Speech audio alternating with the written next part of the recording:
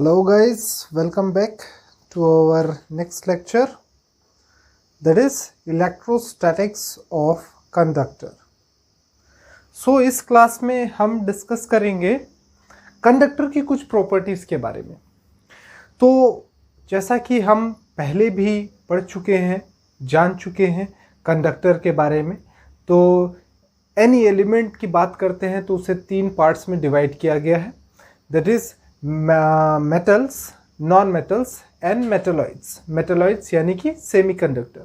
तो non conductors that is insulators, that is non metal, इनकी study हम chemistry में ज़्यादा करते हैं। तो फिज़िक्स जो है बेसिकली डील करता है आपका मेटल्स के साथ, जो कि कंडक्टिंग नेचर का होता है, और दूसरा विद सेमीकंडक्टर्स। और इसी चैप्टर में आप एक और फर्दर इसका डिस्क्रिप्शन देखेंगे, एक और टर्म में क्लासिफिकेशन एलिमेंट्स का देखेंगे आप, दैट इज डाइलेक्ट्रिक। डाइलेक्ट्रिक भी थोड़ा सा अलग टाइप का एलिमेंट होता है, ठीक है। तो सबसे पहले हम कुछ बेसिक टर्म्स जानते हैं इन टॉपिक से रिलेटेड। तो हमको पता है कि जो कंडक्टर होता है, conductor is metallic in nature, ठीक है। ये तो बेसिक सी बात है, ठीक है, कि कंडक्टर कैसा होता है, मेटालिक नेचर का होता है, और इसमें क्या होता है, मोबाइल चार्जेस होते हैं। मोबाइल चार्जेस वो चार्ज जो कि इलेक्ट्रिसिटी के फ्लो में हेल्प करते हैं, ठीक है। तो अगर बात करें सॉलिड मेटालिक कंडक्टर की, तो सॉलिड मेटालिक कंडक्टर में ये मोबाइल चार्जेस कौन होते हैं, इलेक्ट्रॉन्स होते हैं, ठीक है। और हमको पता भी है कि एटम के आउटर मोस्ट शेल में, दैट इज वैलेंस शेल में, जो इलेक्ट्रॉन होता है, थोड़ा सा भी एनर्जी मिलने पे क्या होता है, वो तुरंत स्किप करता है, अपने पोजीशन को छोड़ता है और रैंडम मोशन करने लगता है, और उसी मोशन की वजह से इलेक्ट्रिसिटी फ्लो होती है, ठीक है। लेकिन एक पॉइंट याद रखेंगे, वो इलेक्ट्रॉन उस एटम को छोड़ करके नहीं जाता है, ठीक है। उसमें बहुत सारे शेल्स होते हैं, एटम में एनर्जी के शेल्स होते हैं, वो एक एनर्जी के शेल से दूसरे एनर्जी के शेल में जाता है, और इसी मूवमेंट की वजह से इलेक्ट्रिसिटी फ्लो होता है, ना कि इलेक्ट्रॉन के लीव करने से। इलेक्ट्रॉन छोड़ के पूरा नहीं चला जाता है एटम को, ठीक है।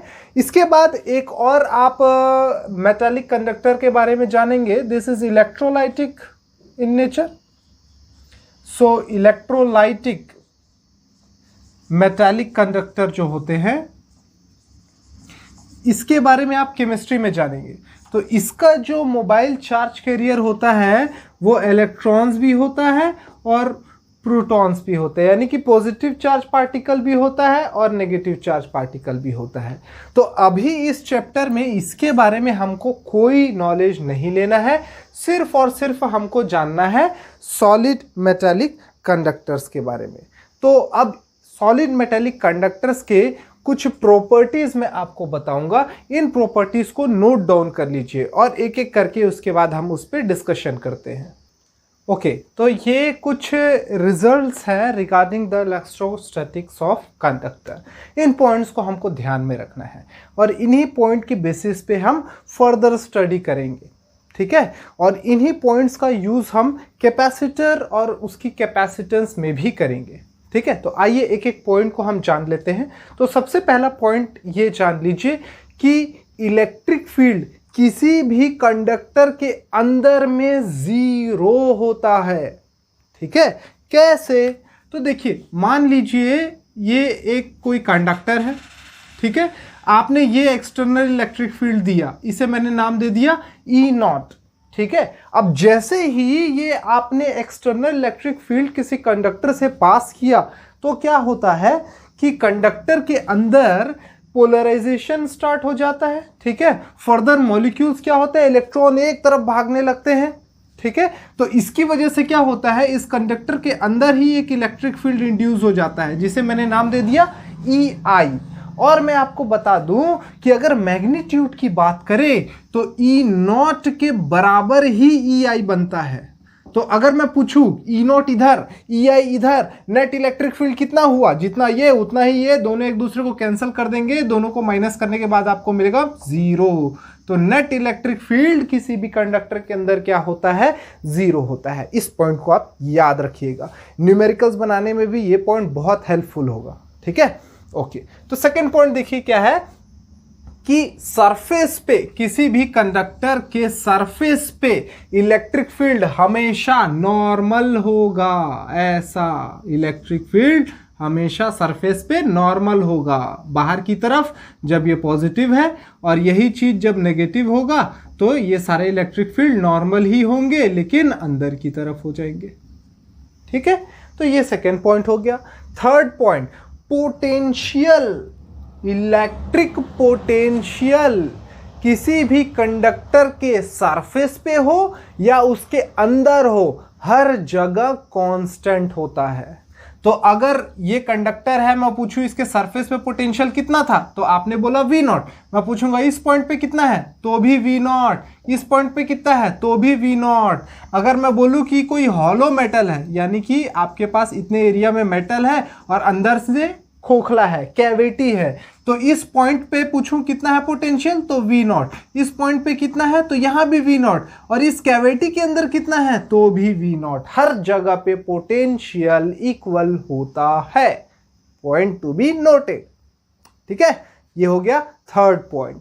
फोर्थ पॉइंट देख लीजिए क्या कहता है। फोर्थ पॉइंट कहता है कि जो आपका किसी भी कंडक्टर के सरफेस पे इलेक्ट्रिक फील्ड होगा उसकी वैल्यू होगी सिग्मा अपॉन एप्सिलॉन नॉट। ये हमने पहले भी डिराइव किया हुआ है। ठीक है, गॉस लॉ वाला एप्लीकेशन में याद करिए। ठीक है, तो किसी भी कंडक्टर के सरफेस पे इलेक्ट्रिक फील्ड का वैल्यू कितना होता है, सिग्मा अपॉन एप्सिलॉन नॉट, और ये एन कैप क्या है, unit vector which is perpendicular to the surface of that conductor. ठीक है, तो इन पॉइंट्स को आप नोट डाउन कर लीजिए। इसके बाद फिर हम फर्दर कुछ और पॉइंट्स के बारे में बात करेंगे। थोड़ा सा थ्योरेटिकल होगा ये आपका सेशन। इसके बाद जो है बहुत ही रोचक चीज़ों के बारे में हम जानकारी लेंगे। ओके, कर लिया होगा आपने। ओके, तो अब नेक्स्ट टॉपिक की ओर बढ़ते हैं, that is dielectric and polarisation. तो ये एक इम्पॉर्टेंट टॉपिक है। इसके बारे में जो थ्योरी है वो आप बहुत अच्छे से समझिएगा, क्योंकि इसी का हेल्प लेकर के हम कैपेसिटर के क्वेश्चंस को भी सॉल्व करेंगे। ठीक है, थ्योरी आपका इसका यूज होगा वहां पे भी। और आपको मैं बता दूं, एक क्वेश्चन कैपेसिटर से आता ही आता है और एक क्वेश्चन पोटेंशियल से आता ही आता है। ठीक है, तो ये चैप्टर हम 2 मार्क्स के लिए कर रहे हैं और मेरा सेशन काफ़ी छोटा रहता है, 15, 20, 25 मिनट्स का ही सेशन रहता है। तो ये मत सोचिएगा कि इस चैप्टर को कंप्लीट करने के लिए मैंने 15 से 20 लेक्चर बनाए तो ये काफ़ी लेंदी आपका चैप्टर हो गया। नहीं, बस 15-20 मिनट की तो बात है, एक एक सेशन छोटा छोटा होता है। ठीक है, तो सबसे पहले बात करते हैं टर्म डाइइलेक्ट्रिक की, उसके बाद में जाऊँगा पोलराइजेशन पे। तो डाइइलेक्ट्रिक क्या होता है? Dielectric is a non conducting substance. ठीक है, ये नॉन कंडक्टिंग होता है और कई जगह पे आप इसे इंसुलेटर वर्ड से भी जानेंगे। तो एग्जैक्टली ये इंसुलेटर नहीं होता, इसलिए मैं इसे इंसुलेटर वर्ड यूज ना करके, हालांकि कई बुक्स में यूज किया हुआ है, बट इस वर्ड को मैं यूज नहीं करूंगा, मैं यूज करूंगा नॉन कंडक्टिंग। ठीक है, सो व्हाट इज डाइइलेक्ट्रिक? तो dielectric is a non conducting substance which has no or negligible number of charge carriers. ठीक है, which has almost no or negligible number of charge carriers. ठीक है, तो ये तो ऑब्वियस सी बात है। इंसुलेटर वाली भी कहानी ऐसी ही थी कि जिसमें कि लगभग ना के बराबर चार्ज कैरियर्स होते हैं। ठीक है, तो अब थोड़ा डाइइलेक्ट्रिक के बारे में हम जानते हैं, तो इसे और अच्छे से समझने के लिए इसको मैं थोड़ा सा कंपैरिजनल वे में आपको पढ़ाऊंगा। कंपेयर करवाऊंगा मैं एक कंडक्टर को और एक डाइलेक्ट्रिक को। ठीक है, suppose this is conductor and this is dielectric. इन दोनों के बीच अगर हम कंपेयर करते हैं तो फिर हम काफ़ी अच्छे वे में समझ सकेंगे कि डाइलेक्ट्रिक क्या होता है। ठीक है, तो एक चीज हमने कंडक्टर के बारे में पढ़ा था कि कंडक्टर को किसी एक्सटर्नल इलेक्ट्रिक फील्ड में रखो। Suppose this E not is external electric field, तो क्या होगा, चार्जेस आयनाइज हो जाएंगे, पॉजिटिव एक तरफ, नेगेटिव एक तरफ। ठीक है, ये इसके अंदर E naught electric field that is external electric field, और इस एक्सटर्नल इलेक्ट्रिक फील्ड के अंदर इसके अंदर एक इलेक्ट्रिक फील्ड इंड्यूस्ड हो जाता है जिसे ई आई से मैंने नाम दिया। तो नेट इलेक्ट्रिक फील्ड की बात करूं कंडक्टर के अंदर कितना हो जाएगा, तो ई नॉट माइनस ई आई, और दोनों का स्ट्रेंथ क्या होता है, मैग्नीट्यूड क्या होता है, बराबर होता है। तो ये दोनों कैंसिल करने के बाद क्या मिलते हैं, जीरो। तो net electric field inside a conductor is zero. ये पॉइंट आप याद रखिएगा। ठीक है, अब बात करते हैं डाइलेक्ट्रिक की। तो डाइलेक्ट्रिक को देखिए, अगर मैं इसी एक्सटर्नल इलेक्ट्रिक फील्ड में रखता हूं तो क्या होगा, ये है मेरा ई नॉट, इसके अंदर से जो पास हो रहा है that is external electric field. ठीक है, अब डाइलेक्ट्रिक के सब्सटेंस में क्या होता है, जैसे ही इसे किसी एक्सटर्नल इलेक्ट्रिक फील्ड में रखते हैं तो इसके अंदर जो प्रेजेंट एटम है वो अपने आप को रीअरेंज करने लगते हैं, ओरिएंट करने लगते हैं। ठीक है, तो क्या होता है, उस ओरिएंटेशन की वजह से या रीअरेंजमेंट की वजह से एक अंदर में इंड्यूस होता है इलेक्ट्रिक फील्ड जिसका स्ट्रेंथ एक्सटर्नल इलेक्ट्रिक फील्ड के स्ट्रेंथ से कम होता है। ठीक है, पॉइंट टू बी नोटेड। तो इस केस में जो आपका ई नेट आएगा वो क्या आएगा, ई नॉट माइनस ई आई, क्योंकि ये इस डायरेक्शन में, ये इस डायरेक्शन में, माइनस ही करना पड़ेगा नेट इलेक्ट्रिक फील्ड निकालने के लिए। इसका मतलब है दोनों अगर बराबर नहीं है तो नेट इलेक्ट्रिक फील्ड डाइलेक्ट्रिक के केस में जीरो नहीं होता है। इस पॉइंट को आप ध्यान से देख ले। ठीक है, कर लीजिए, नोट्स के लिए बना लीजिए। ठीक है, तो ये एक पॉइंट आप याद रखिएगा कि एक्सटर्नल इलेक्ट्रिक फील्ड डाइलेक्ट्रिक में क्या जनरेट कर देता है, डाइपोल मोमेंट जनरेट कर देता है। ठीक है, डाइपोल मोमेंट या फिर आप सिंपली डाइपोल समझिए, डाइपोल जनरेट हो जाता है। कैसे, reorientation of molecules present in this element की वजह से। ठीक है, रीओरिएंटेशन होने लगता है, और इसके बारे में हम बेसिक जानेंगे तो ये रीओरिएंटेशन वर्ड, रीअरेंजमेंट वर्ड के बारे में भी आप समझेंगे। ठीक है, तो देखिए अब ये थोड़ा सा हमने डाइलेक्ट्रिक के बारे में जाना और इसके बारे में थोड़ा डिटेल में जाते हैं। तो मैं आपको बता दूं कि डाइलेक्ट्रिक को दो पार्ट्स में क्लासिफाई किया जाता है। ठीक है, सो डाइलेक्ट्रिक को दो पार्ट्स में क्लासिफाई करते हैं। One is polar in nature and second one is non polar. ठीक है, पोलर का एग्जाम्पल अगर बोले, पोलर और नॉन पोलर, ठीक है, वर्ड्स को समझिएगा, पोलर और नॉन पोलर, उसका डेफिनेशन भी आपको मैं लिखवाऊंगा। ठीक है, तो पोलर यानी जो पोलराइज्ड होगा, एग्जाम्पल के लिए HCl, H2O। नॉन पोलर की बात करें CO2। ठीक है, या फिर बोल लीजिए O2 या H2, ये सारे क्या हो जाते हैं, नॉन पोलर के एग्जाम्पल हो जाते हैं। ठीक है, या फिर H2। तो इसमें देखेंगे आप, ये एक हाइड्रोजन हो गया, ये दूसरा हाइड्रोजन हो गया, या ऑक्सीजन ले लीजिए। ठीक है, तो इसका सेंटर ऑफ डाइपोल और इसका centre of dipole exactly equal distance पे होते हैं, इसलिए ये नॉन पोलर होता है। वहीं बात कर लिए पोलर मॉलिक्यूल्स का, तो ये H हो गया, ये Cl हो गया, ये एक सेंटर ऑफ डाइपोल, ये एक सेंटर ऑफ डाइपोल। तो यहाँ पे इलेक्ट्रॉन क्लाउड क्या होगा, किसी एक साइड में शिफ्ट हो जाता है। इस वजह से ऐसे एलिमेंट्स क्या होते हैं, पोलराइज्ड होते हैं, तो इसलिए इसे मैंने क्या बोला, पोलर डाइइलेक्ट्रिक, और दूसरे साइड मैंने क्या बोला, नॉन पोलर डाइइलेक्ट्रिक। ठीक है, तो पोलर और नॉन पोलर का अगर डेफिनेशन पूछे कि पोलर क्या होता है, नॉन पोलर क्या होता है, तो ये क्या है, डाइपोल है। ठीक है, ये क्या है, डाइपोल है। तो डाइपोल क्या होता है, पॉजिटिव और नेगेटिव चार्जेस, हमने उसका डेफिनेशन तो पढ़ा ही है। ठीक है, तो बेसिकली होता क्या है पोलर मॉलिक्यूल्स में, तो centre of positive and negative charges are separated. ठीक है, यहां पे आप देखेंगे पोलर मॉलिक्यूल्स में जो पॉजिटिव और नेगेटिव चार्ज का सेंटर होता है वो दूर दूर होता है, और नॉन पोलर के केस में centre of positive and negative charge coincide होता है एक दूसरे के ऊपर। तो आइए इसका थोड़ा सा थ्योरी और बेटर वे में हम समझ लेते हैं। ओके, तो पोलर का छोटा सा डेफिनेशन अगर पूछे तो मैं बोल दूं, the centre of positive and negative charge, the centre of positive and negative charge are separated.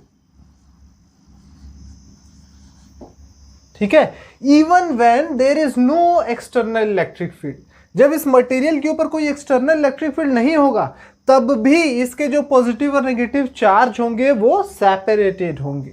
ठीक है, तो ब्रैकेट में ये मेंशन कर देता हूं, even when there is no external electric field. ठीक है, okay, so they have permanent dipole. ठीक है, वही बात करें नॉन पोलर डाइइलेक्ट्रिक की, तो the centre of positive and negative are coincided. ठीक है, the centre of positive and negative charge are coincided. ये केस किसके लिए है, जब कोई एक्सटर्नल इलेक्ट्रिक फील्ड नहीं होगा तब। जब एक्सटर्नल इलेक्ट्रिक फील्ड आएगा तो यहां पे भी जो नेगेटिव और पॉजिटिव के बीच का जो सेंटर है वो एक दूसरे से सेपरेट हो जाएंगे। तो ये पॉइंट याद रखना है कि जब एक्सटर्नल इलेक्ट्रिक फील्ड होगा तब दोनों का पॉजिटिव और नेगेटिव के बीच में डिफरेंस आ जाएगा, लेकिन इलेक्ट्रिक फील्ड नहीं है तो ये तो रहेगा ही रहेगा दोनों केसेस में, लेकिन यहां पे आपको इलेक्ट्रिक फील्ड जब प्रेजेंट नहीं है तो दोनों का सेंटर क्या होगा, एक दूसरे से कोइंसाइडेड होगा। तो ये केस कब का है, in when there is no external electric field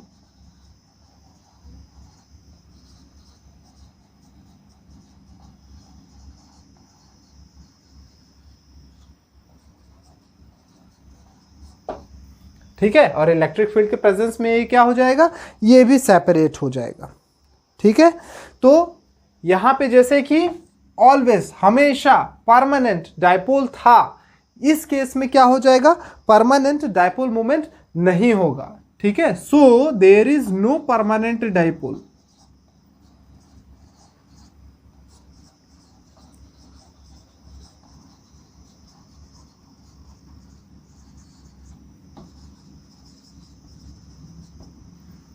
ठीक है, क्लियर है ये पॉइंट। चलिए ठीक है, लिख लीजिए, इसके बाद इसे मैं रब करूंगा, उसके बाद आपको डायग्रामेटिकली इसी चीज को समझाने की कोशिश करूंगा। ओके, हो गया होगा ये पॉइंट आपका क्लियर। तो चलिए आगे इसको हम डायग्रामेटिकली समझते हैं। तो पोलर मॉलिक्यूल की बात करें, अगेन इस तरफ मैं पोलर बना रहा हूं, तो suppose this is any polar dielectric. ठीक है, एक डायग्राम मैं बनाऊंगा जब एक्सटर्नल इलेक्ट्रिक फील्ड नहीं है, और एक डायग्राम बनाऊंगा when there is some kind of external electric field, E is not equal to 0। ये पोलर के लिए है। ठीक है, वही बात कर ले नॉन पोलर की, सेम यहीं पे कर लेंगे। Absence of electric field, in presence of some electric field is not equal to 0। ठीक है, तो यहाँ पे हमने पोलर में क्या बोला था कि जो पॉजिटिव और नेगेटिव है, पॉजिटिव और नेगेटिव है, ये दोनों का सेंटर क्या होता है, कोइंसाइडेड नहीं होता है। ठीक है, तो ये ऐसा होगा।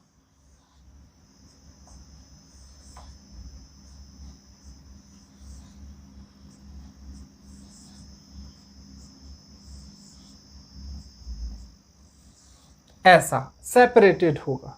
ठीक है, लेकिन जैसे ही ये कहाँ है, एक्सटर्नल इलेक्ट्रिक फील्ड नहीं है, तब की कहानी है। इस डायग्राम में देखिए, negative positive, positive negative, negative positive, positive negative, positive negative, positive negative, although center of positive and negative is separated, but they all are distributed in random direction। ठीक है, तो ये क्या है, रैंडम डायरेक्शन में distributed है, इसलिए net electric field कितना होता है, ऑलमोस्ट 0 होता है। ठीक है, लेकिन जैसे ही इसे किसी एक्सटर्नल इलेक्ट्रिक फील्ड के फ्लो में रखते हैं, ये सारे के सारे क्या कर जाते हैं, रीओरिएंट कर जाते हैं किसी एक डायरेक्शन में। तो ये क्या हो जाता है, negative positive, negative positive, negative positive, negative positive, negative positive, negative positive, like this. एक ही डायरेक्शन में सारे के सारे रीओरिएंट कर जाते हैं। वही बात कर ले नॉन पोलर की, तो नॉन पोलर के केस में मैंने क्या बोला, पॉजिटिव नेगेटिव, पॉजिटिव नेगेटिव, ये इनका सेंटर क्या होता है, एक दूसरे से कोइंसाइडेड होता है, एक के ऊपर एक, ऐसा। ठीक है, लेकिन जैसे ही इसे एक्सटर्नल इलेक्ट्रिक फील्ड में रखते हैं, ये रीओरिएंट कर जाता है, like this, positive negative, positive negative, like this.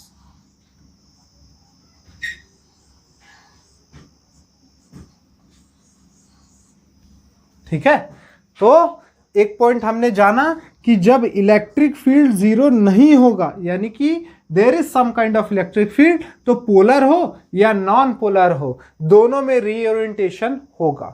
ठीक है, और जब इलेक्ट्रिक फील्ड 0 होगा, तब इनका सेंटर कोइंसाइडेड होगा, इनका सेंटर ऑलवेज नॉट कोइंसाइडेड। ठीक है, क्लियर है। तो अब आपको डाइलेक्ट्रिक और डाइलेक्ट्रिक के पोलर और नॉन पोलर एलिमेंट्स के बारे में थोड़ा सा ब्रीफ डिस्कशन मिल गया होगा। ठीक है, अब एक टर्म हमने देखा था इसी में, पोलराइजेशन। ओके, तो अब टर्म पोलराइजेशन के बारे में हम जानते हैं, क्या है पोलराइजेशन। ठीक है, ओके, तो बात कर रहा था मैं किसी डाइलेक्ट्रिक की। डाइलेक्ट्रिक में मैंने बोला कि ये डायपोल मोमेंट जनरेट हो गया।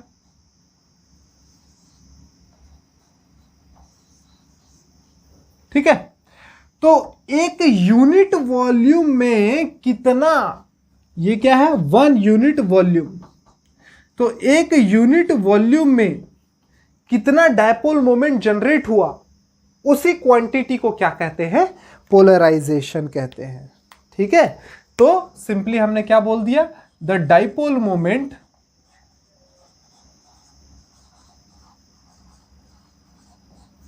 Per unit volume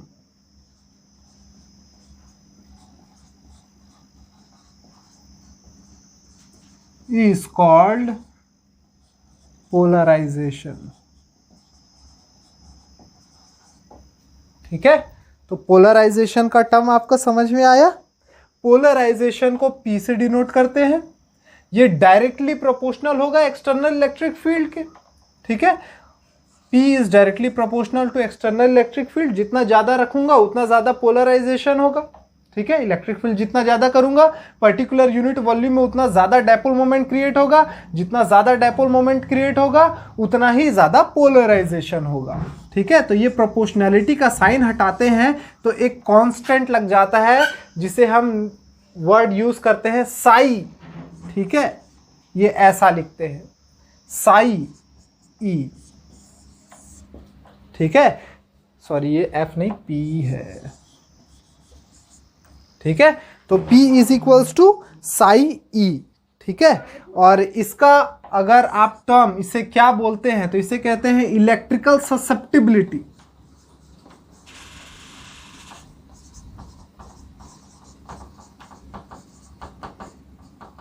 electrical susceptibility ये क्या होता है, कांस्टेंट होता है, ठीक है। इसके बारे में अभी जानेंगे नहीं, अभी ज़्यादा हम इंफॉर्मेशन इसके बारे में गैदर नहीं करेंगे, अभी हमारे पॉइंट ऑफ स्टडी से ये बाहर है, ठीक है। तो बस इतना समझ लीजिए कि polarisation is equals to psi E, psi is what, electrical susceptibility, ठीक है। ओके, कर लिया होगा आपने, चलिए ठीक है। तो इस चैप्टर में हम इतना ही करेंगे, इस क्लास में हम इतना ही करेंगे। नेक्स्ट क्लास से हम स्टार्ट करेंगे, ये डाइलेक्ट्रिक का कॉन्सेप्ट हो गया। नेक्स्ट क्लास में हम जानेंगे कैपेसिटर एंड इट्स कैपेसिटेंस के बारे में, ठीक है। तो नेक्स्ट क्लास से हम नया अपना इस चैप्टर का सेकेंड पार्ट स्टार्ट करेंगे, कैपेसिटर। और कैपेसिटर का पोर्शन खत्म होने के बाद फिर से डाइलेक्ट्रिक को कैपेसिटर में डाल करके फिर स्टडी करेंगे, ठीक है। इसलिए मैं बोल रहा था ये बहुत इंपॉर्टेंट टर्म है, ठीक।